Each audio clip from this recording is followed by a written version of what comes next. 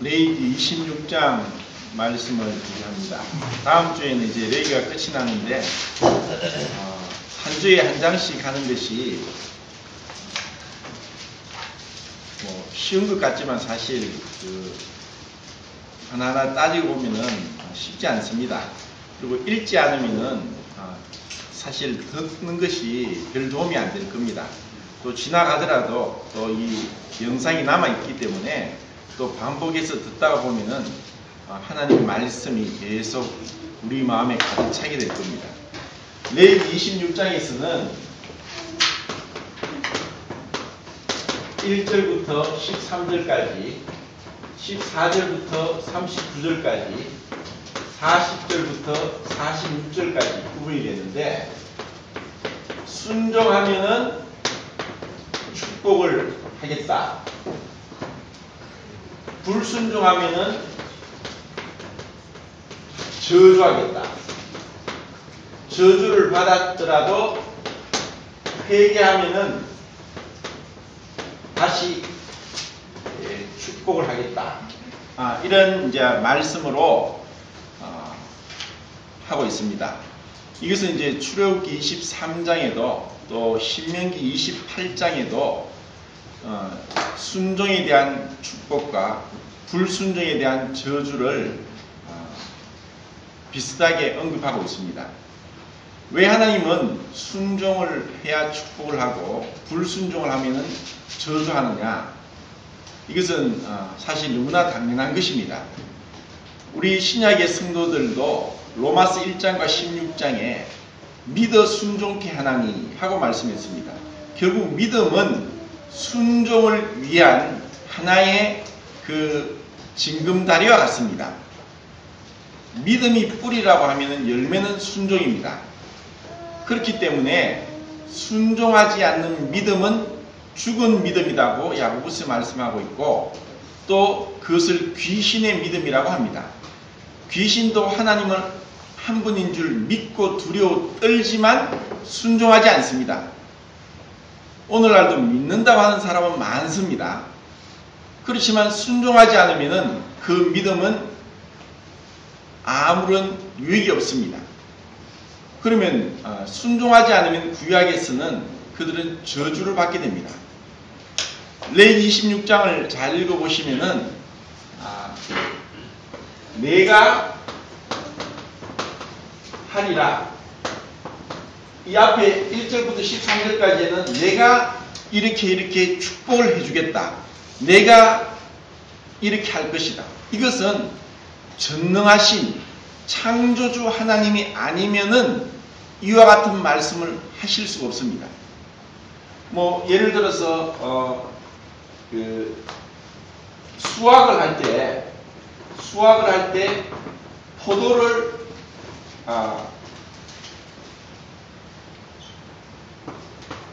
수확할 때까지, 밀보리를 수확할 때 수확을 하는데 포도를 수확할 때까지 할 것이고, 포도를 수확하는데 파종할 때까지 할 것이다.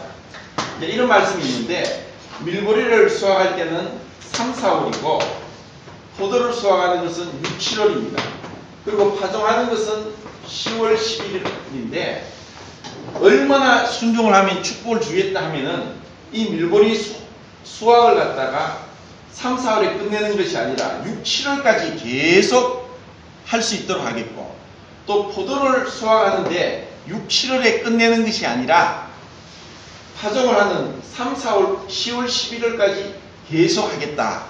이러한 말씀으로 하나님의 축복이 얼마나 놀라운 건지 계속 말씀하고 있습니다. 내가 이렇게 하겠다, 내가 이렇게 하겠다. 또 동일하게 14절부터 39절까지 순종하지 아니하면 내가 너희들을 징칙하고 너희들을 저주하고 너희들을 이 땅에서 쫓아내고 너희들에게 화를 내게 할 것이다. 그리고 정말 끔찍하고 끔찍한, 너희들이 먹어도 배부르지 않을 것이요 너희 자식을 먹게 되는 상황까지 있을 것이다 하는 저주의 말씀을 합니다. 그래서 그 저주의 말씀은 열왕기하 6장에서 아람 왕 베나닷이 쳐들어와서 그들이 갇혀 있는 가운데 먹을 것이 없으므로 자녀를 죽여 먹는 그런 비참한 상황을 말씀하고 있습니다. 그것은 북왕국에 일어났고, 그리고 예레미야애가 4장에도 보면은 그들이 남왕국 유다가 바벨론으로 포로로 끌려가면서 그들이 바벨론에 의해서 예루살렘 성이 포위되었을 때 먹을 것이 없으므로 자녀를 먹는 그러한 저주가 실제로 임한 것을 성경에서 말씀하고 있습니다. 그렇지만 하나님은 또 말씀합니다.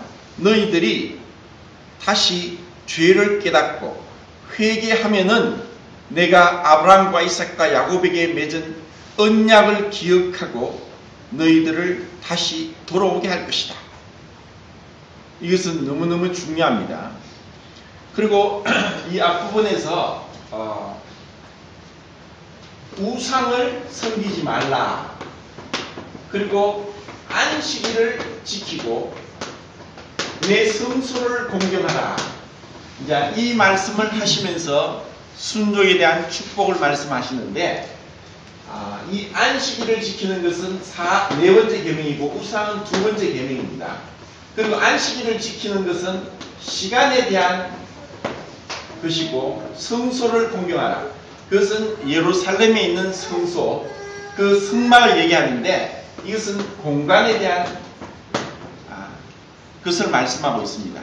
결국 하나님 앞에 우리가 순종하는 것은 시간과 공간을 얼마나 절제하고 하나님 앞에 나오느냐가 우리의 신앙의 관건입니다. 이것을 우리는 쉽게 생각할지 모르지만 오늘날 우리 성도들이 왜 신앙 가운데 굳건하게 서서 승리하지 못하느냐? 시간과 공간에 대해서 그들이 하나님 말씀을 떠나기 때문입니다. 모일 때 모이지 않고 있을 곳에 있지 아니하면 우리의 육신은 연약하기 때문에 누구도 죄를 이길 수 없고 죄에 져버립니다.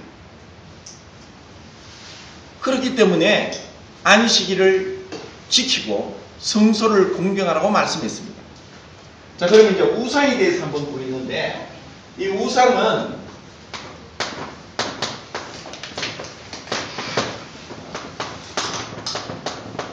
한자로도 이렇게 씁니다. 이 자는 뭐냐면은 상형 문자로 머리가 큰 원숭이를 나타내는데, 원숭이의 사람 인변해서 우자가 짜국자입니다. 짜국자고 모양 우자 이런 뜻으로 나오는데, 원숭이가 사람 흉내를 내는 비슷한 거짓된 그런 자가 이 한자로 이 우자고, 상자는 이 상자가 뭐냐면 코끼리 상자입니다. 한자가 있는 중국에서 가장 큰 동물이 코끼리였습니다. 그래서 이것은 형상을 나타내는 겁니다. 어떤 형상을 코끼리나 또 원숭이를 나타내죠. 이것처럼 우상은 로마서 1장에 보이지 않는 하나님의 하나님의 모습을 보이는 금수, 새와 짐승과 버러지 형상으로 바꾸었다고 합니다. 우리나라에도 지금 모든 사람이 그 띠가 있습니다. 띠라는 말은 순수 고어인데 이 띠는 얽매이다는 뜻입니다. 자축, 인묘, 진사, 오미, 신유, 수레 해서 그것은 뭐냐면 쥐, 소, 호랑이, 토끼, 원숭이, 뱀, 돼지, 개 이런 짐승과 연관시켜서 우리가 그 띠가 다 있습니다. 12달 중에서 언제 태어났냐에 따라서 내 띠가 그런 짐승을 주관하는 그런 악한 마귀에게 속해서 태어났다는 뜻으로 우리는 모르게 사용하지만 이런 띠를 얘기합니다. 그래서 이제 제가 이것을 알고 나서는 누가 저보고 띠가 뭐냐 하면은, 띠를 알면은 이제 나이가 몇 살인가 안 묻더라도 띠만 들으면 대충 나이를 짐작할 수 있죠. 그래서 저는 예수띠입니다. 그렇게 얘기합니다. 이제는 이런 이 세상의 공중의 권세 잡은 마귀로부터 벗어나서 예수 그리스도께 속해 있기 때문에 더 이상 이런 어리석은 우상에 얽매이지 않는다. 그래서 이제 우상은 제가 이제 히브리어를 다 찾아보니까 우상에 대한 단어가 한 20가지가 나옵니다. 그 중에 제가 10가지를 찾았는데, 아웬이라는 그 히브리어에는 사악하다, 그리고 허무하다, 그리고 슬픔, 고통, 그리고 우상, 이란 뜻으로 쓰입니다. 그리고 에마 같으면 진노, 이란 뜻과 우상이라는 뜻으로 같이 쓰입니다. 그리고 네세크 하면은 부어 만들다 이란 뜻인데, 하나님 성소의 그 황금 등대와 속죄소는 금을 쳐서 만들었습니다. 쳐서 만드는 것은 고난을 상징하고, 우리에게 그와 같은 고난을 통해서 하나님의 거룩함을 덧입게 하는 것인데, 우상은 부어 만듭니다. 그것은 희생이 없습니다. 그것은 쉽게 만들고 대량 생산할 수 있습니다. 오늘날 신앙은 이런 네세크, 우상이 부어 만들듯이 교회에서 막 그냥 찍어져 나옵니다. 공장에서 똑같은 물건을 찍어내듯이. 그것은 신앙이 아닙니다. 신앙은 예수 그리스도의 십자가의 고난에 동참하는 것이고, 그의 죽으심을, 부활하심을 참여해서 그분과 하나가 되는 것입니다. 그런데 우상은 결국은 이 땅에 있는 축복입니다. 이 땅에서 뭔가를 보이는 것을 만들려고 합니다. 그래서 헬라에 보면은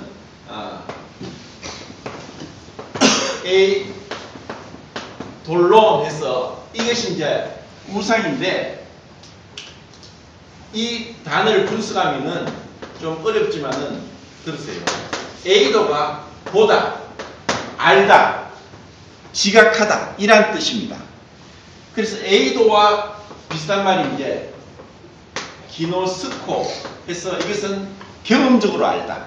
에이도는 보고 감각적으로 알답니다. 그래서 이 에이돌로는 보이는 어떠한 것을 얘기합니다.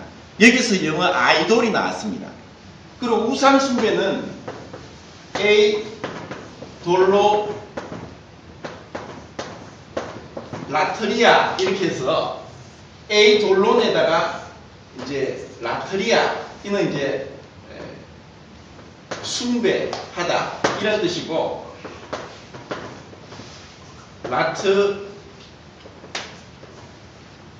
라트리오 같은 경우는 이제 숭배한다 이런 뜻이고, 라토메오라면은 이제 돌을 쪼아서 뭔가를 만들다. 그래서 이제 이 뭔가를 눈에 보이는 형상을 자꾸 만들어서 그것에 엎드리고 경배하는 것이 우상입니다. 구약에서는 이스라엘 백성들은 많은 우상을 섬겼습니다. 오늘날 우리도 우상을 섬기고 있습니다. 결국 우상은 골로새서 3장 5절에, 에베소서 5장 5절에 탐심입니다.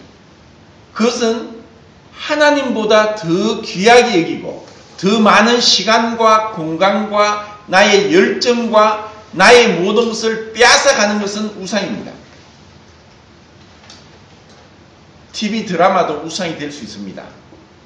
자녀도, 손자도 우상이 될 수 있고, 자기가 좋아하는 어떤 취미도 우상이 될 수 있습니다. 이런 많은 것들이 우리 가운데 하나님만을 바라보지 못하도록 우리를 마음을 빼앗고 있습니다. 이것을 우리가 안다면은 정말 주님보다 더 높아진 것이 무엇인지, 그리고 정말 주님을 주님으로 경배하지 않는 것이 얼마나 큰 죄인지를 알게 된다면은 우리는 이러한 우상에서 벗어날 수 있을 것입니다. 그래서 요한 1서 5장 21절에 나의 자녀들아 우상을 멀리하라. 우리는 이러한 보이는 것, 그것은 마음과 육체에 원하는 것이고, 그리고 이 땅에 속한 것입니다. 땅에 있는 지체를 죽이라. 너희는 그리스도와 함께 죽었고 너희 생명은 그리스도 안에 감추어져 있느니라. 신앙은 결국 보이는 것을 쫓느냐 보이지 않는 것을 쫓느냐의 그 차이입니다. 내가 보이는 것을 의지하느냐 보이지 않는 하나님을 의지하느냐, 내가 보이는 사람 앞에서 생활하느냐 보이지 않는 하나님 앞에서 생활하느냐, 그 차이입니다. 그리고 이것은 우상은 내 자신의 의와 나의 열심과 그리고 나의 교만이 될 수도 있습니다. 주님 가까이 갈 때 얼마나 우리 안에 이 더럽고 악하고 자랑하고 싶고 뽐내고 싶고 드러내고 싶고 또 자기를 높이고 싶은 것이 얼마나 많은지 알게 될 것입니다. 주님은 철저하게 자기 자신을 드러내지 않고 겸손하게 자기를 낮추시면서 우리에게 본을 보이셨습니다. 우리가 이러한 주님을 안다면은 우리가 이 땅에서도 더 겸손하게 자기를 드러내지 않고 나갈 겁니다. 순영님이 그런 글을 올렸습니다. 교만은 자기가 제일 늦게 안다고. 자기는 모릅니다. 그렇지만 다른 사람은 알고 있어요. 세상 사람들도 모이면은 자기 자랑한다고 정신없습니다. 동창회 가면은 자기 자랑합니다. 나이가 들면은 자기 자식 자랑하고, 나이가 좀 더 들면은 자기 손주 자랑합니다. 결국 그 자랑을 하면서 자기를 높이는 거죠. 내가 너보다 낫다는 거예요. 이러한 것들이 이 세상 가운데서 계속 일어납니다. 정말 우리는 주님을 따라가기 위해서 더욱더 낮은 가운데 주님을 따라가야 되는 겁니다.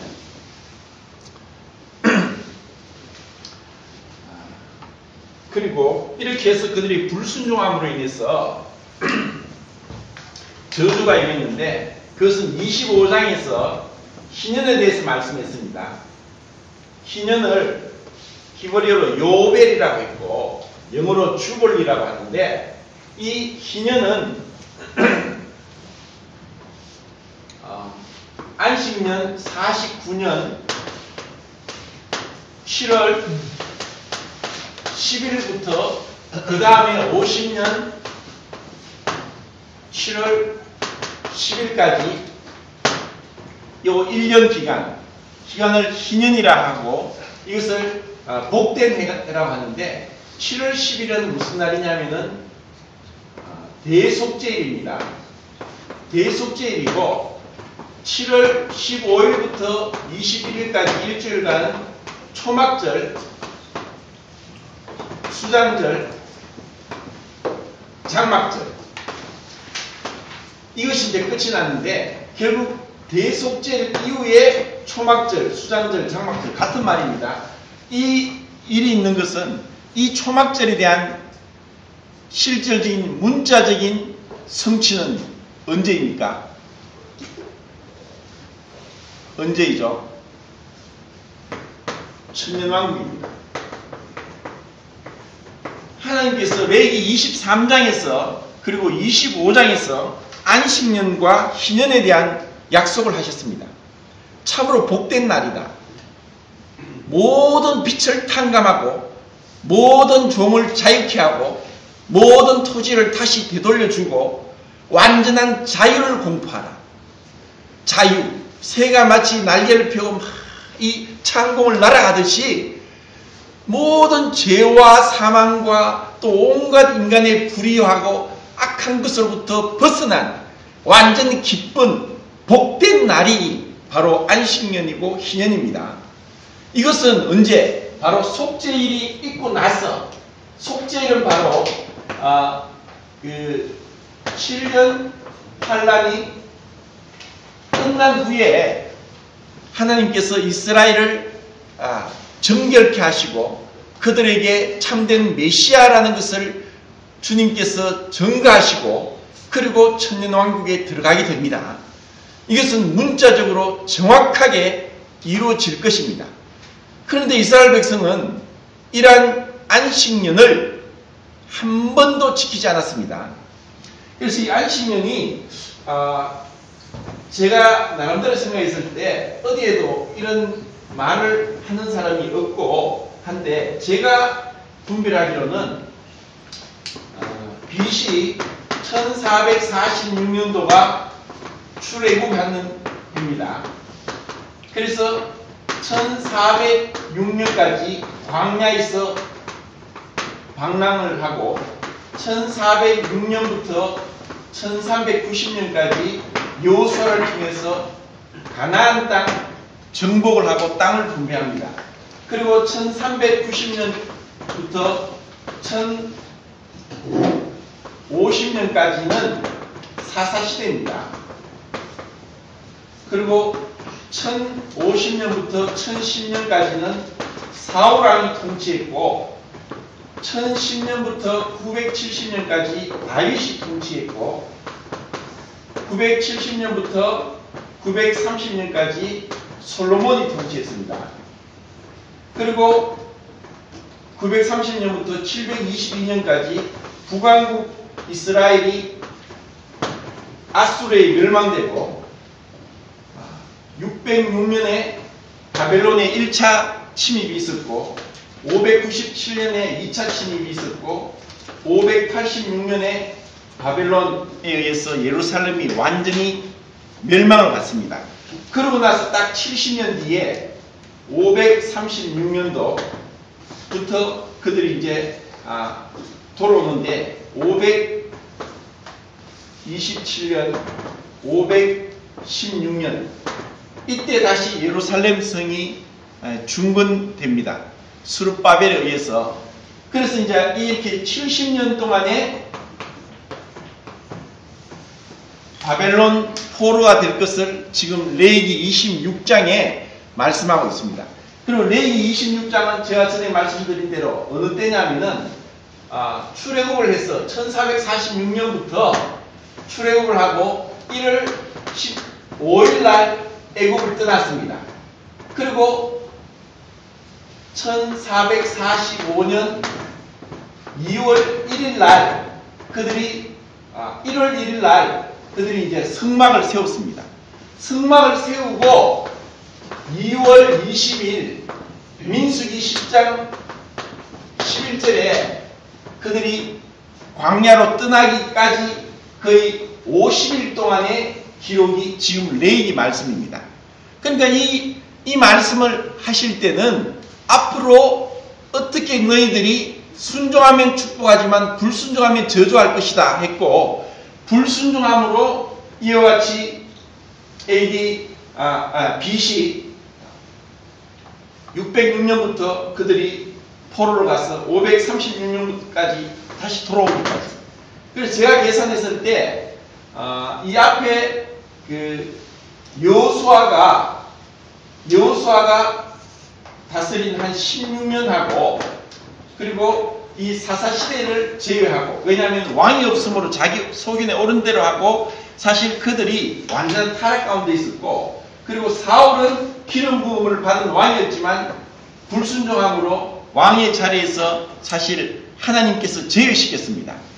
그러니까 정작 1010년 다윗이 통치할 때부터 해서 그들이 다시 그 예루살렘으로 돌아오기까지 536년까지 요 기간과 여호수아의 16년간의 그 가나안 정복을 따지면은 490년이 됩니다.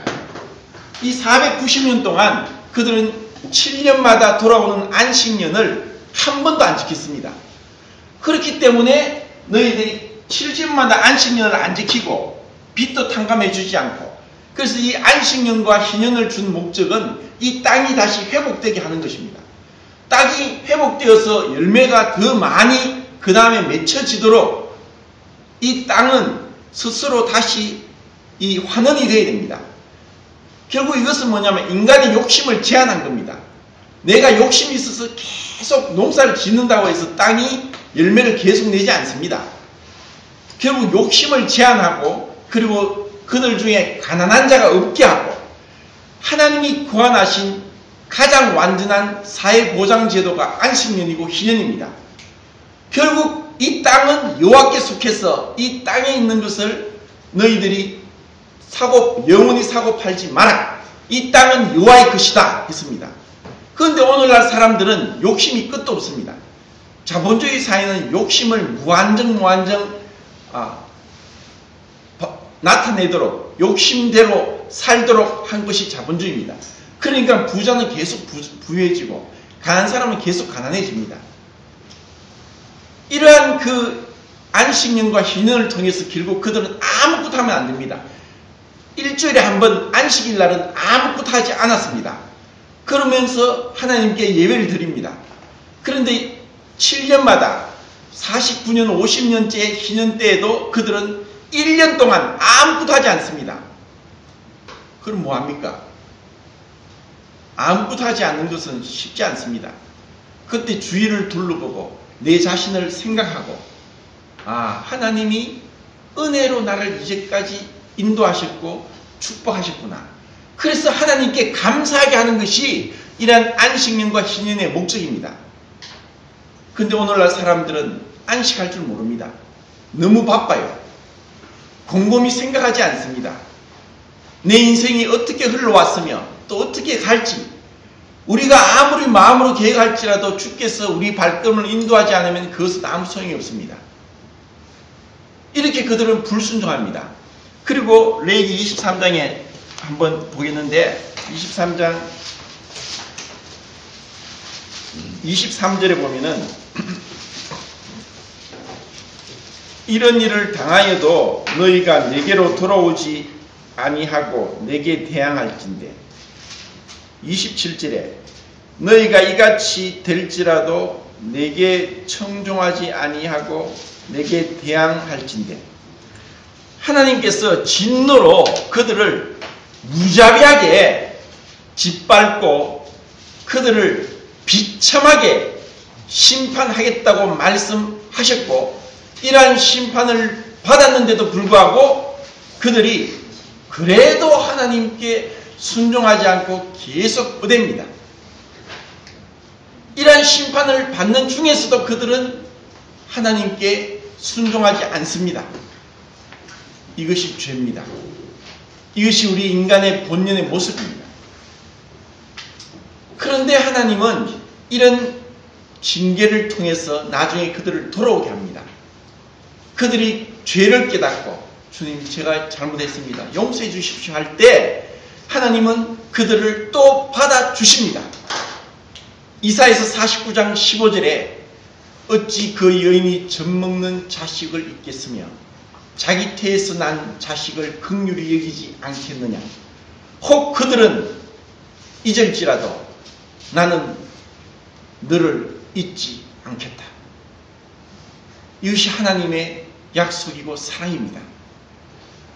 그래서 이러한 그 약속을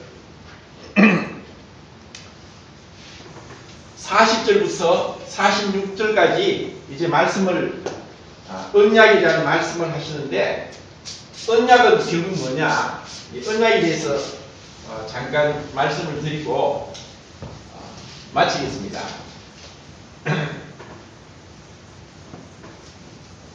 언약은 히브리어에는 여러 가지가 있는데 가장 많이 쓰인 게 베리트입니다. 베리트라고 해서 이게 이제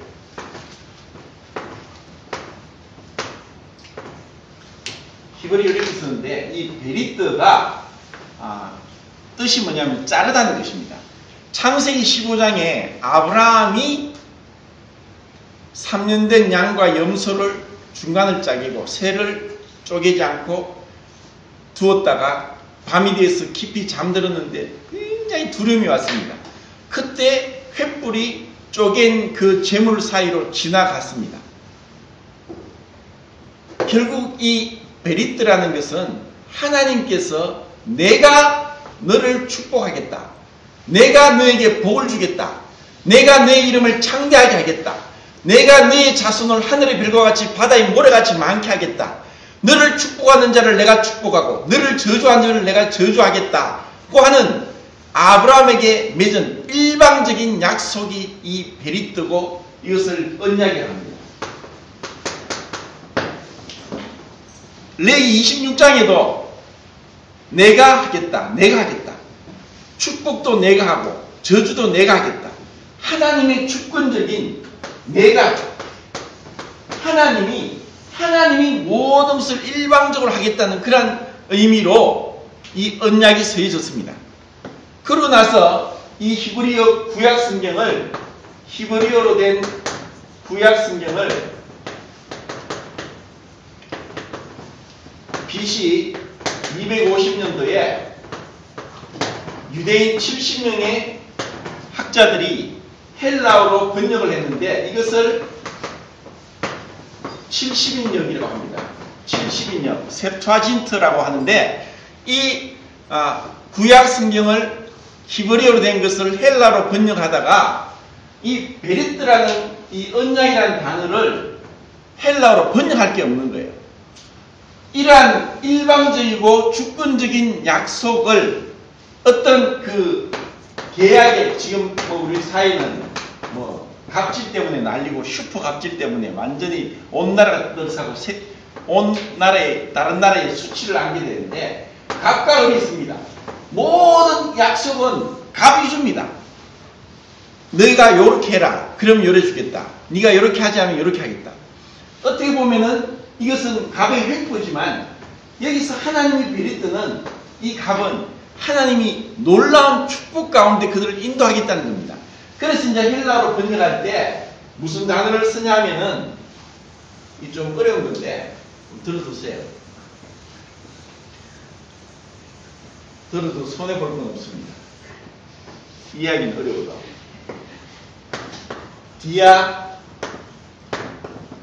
디아데케라고 합니다. 이 디아데케라고 이 베리트를 번역을 했는데 이것은 원래 테스트먼트라고 해서 이게 유언입니다. 유언. 이 언약이란 말을 헬라어로는 이 디아데케라고밖에 번역을 할 수가 없었습니다. 왜냐하면 같은 언약이라는 헬라어에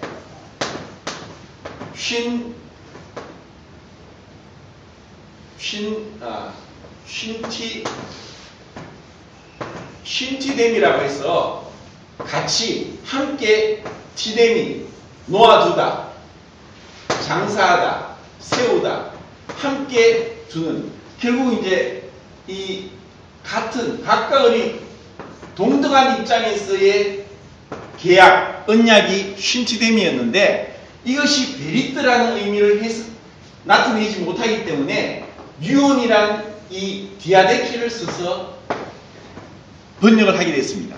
결국 정확하지는 않지만은 유언은 만약에 내가 자식에게 어떤 유언을 준다면은 이것은 유언을 하는 사람의 자기 결정에 달려 있습니다.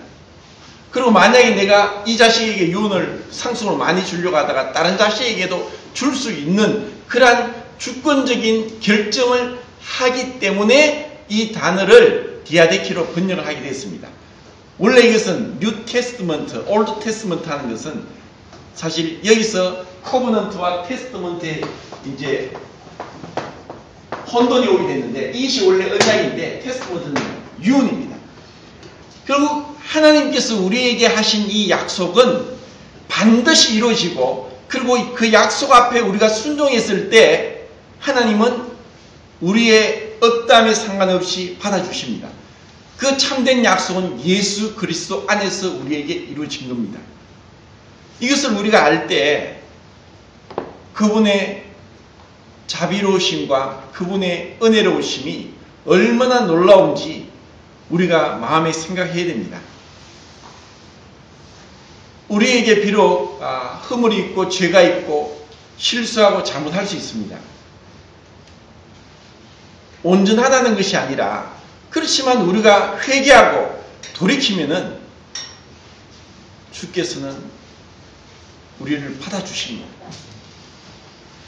결국 레위기 26장에서 출애굽기 23장에서 신명기 28장에서 순종에 대한 축복과 불순종에 대한 저주는 신약 성경에도 동일하게 말씀하고 있습니다. 계시록 3장 14절로 22절까지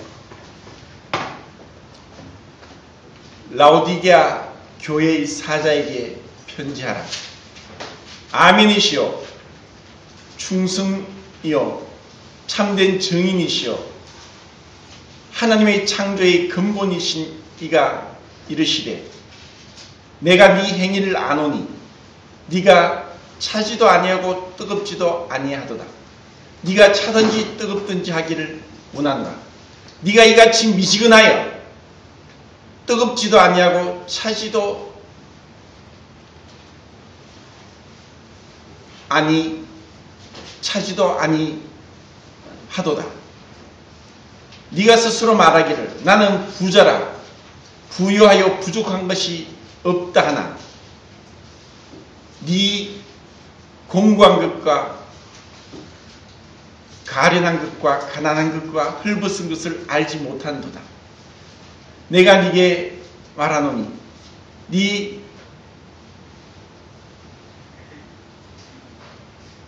내가 불로 연단한 금을 사서 부유하게 하고 너의 불로 연단한 금을 사서 부유하게 하고 안약을 사서 눈에 발라 보게 하라. 그 다음 뭡니까?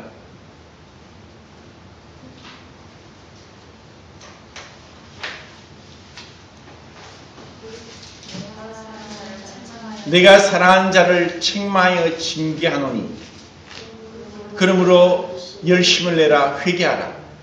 볼지어다 내가 문 밖에 서서 두드리니 누구든지 내 음성을 듣고 문을 열면 내가 그에게로 들어가 그로 더불어 먹고 그는 나로 더불어 먹으리라.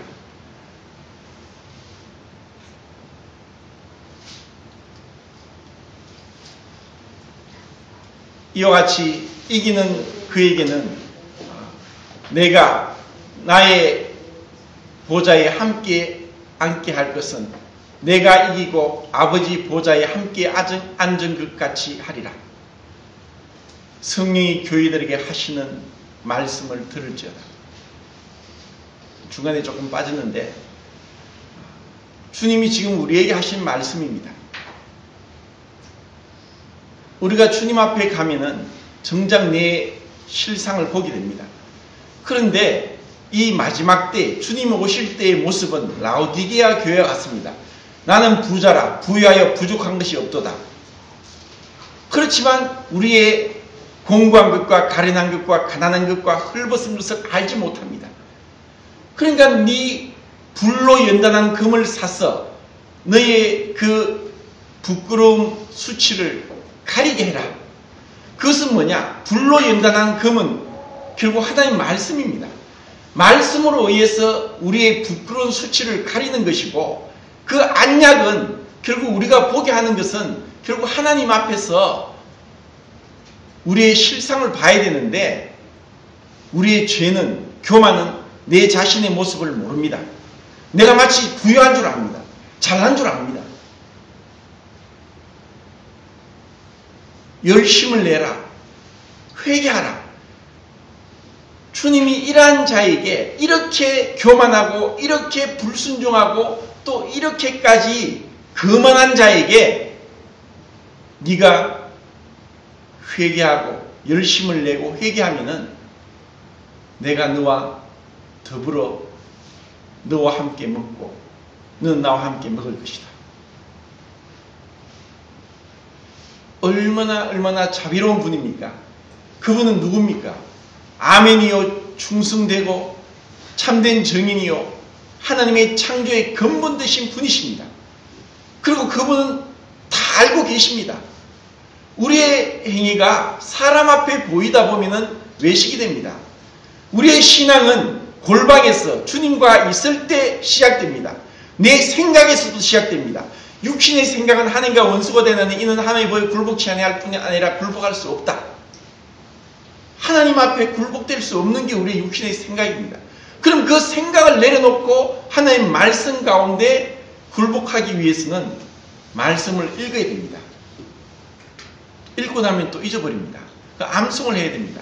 제가 암송을 했는데 또 막상 하려니까 또 잘 암송이 안 됩니다. 다음 주 되면 더 완전하게 할 수 있을 것 같습니다. 그래서 우리가 정말 이 보이지 않는 하나님을 사랑하는 것은 보이는 말씀을 사랑하는 것입니다. 그리고 그 말씀 가운데 그분을 만나고자 할 때, 읽을 때 깨달음을 줍니다. 우리가 정직하지 않으면 깨달음이 없습니다. 그러면 똑같은 얘기합니다. 똑같은 얘기를 또 하고 또 하고 합니다. 하나님 말씀 무궁무진합니다. 오늘 제가 이렇게 조금 복잡하게 말씀을 드린 것 같은데, 그 하나님의 자비하심 앞에 나와서 그분의 그 축복 가운데 거하기를 원합니다. 그것은 순종입니다. 왜 순종합니까?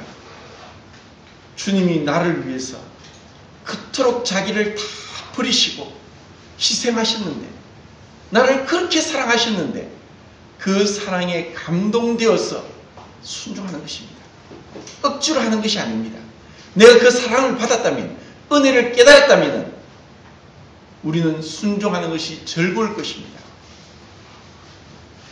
주님은 억지로 사람에게 보이면서 하는 것을 절대로 받지 않습니다. 이런 기쁨 가운데 또 수요일날 이제 2015년이 시작됐는데 그동안 청년들만 있다가 이제 어른들이 참석하니까 너무나 감사가 됩니다. 시간과 공간에 대한 절제가 신앙의 관건입니다. 시간, 공간, 이것을 항상 명심하시고 우리가 주님 오실 때까지 첫사랑을 회복하고 주님 앞에 그렇게 충성스럽게 순종하고, 주님께서 어떤 약속을 했습니까? 이기는 그에게는 내가 내 보좌에 함께 너희를 함께 하여 줄 것이 마치 내가 이기고 아버지 보좌에 함께 앉은 것 같이 하리라고 약속했습니다. 결국 우리는 이스라엘 백성에게 약속한 것은 결국 어디까지 갑니까? 천년왕국에 천년 동안 이 땅을 다스리는 권세를 아브라함과 이삭과 야곱에게 한 약속 때문에 하나님은 문자적인 성취를 천년왕국 때 천년 동안 허락하십니다. 그런데 우리는 어떠합니까? 우리는 영원한 다스린 자로서, 그리스도와 함께한 후사로서, 로마서 8장 17절에 자녀이면 후사여 그리스도와 함께 된 상속자니 그와 함께 영광을 받기 위해 그와 함께 고난을 받을 것이 아니냐. 쉼파스코 해서 유월절을 함께 지나는 것. 주님께서 유월절 희생이 되신 것처럼 우리가 희생될 때, 우리가 헌신될 때, 그때 주님과 함께 동행하는 것입니다. 이런 참된 축복을 누리길 바랍니다. 우리가 누리게 될 영광, 이 온 우주를 다스리게 되고 온 우주를 호령하게 될 그런 영광스러운 하나님의 자녀가 되도록 부름을 받았다는 것을 생각할 때 우리는 이 세상에 사소한 쾌락과 욕심과 죄로부터 승리할 수 있을 것입니다. 우리 모두 승리하길 바랍니다. 감사합니다. 그럼 양기혁 교수님 기도해 주시고 수요일 때 모든 시간 마치도록 하겠습니다.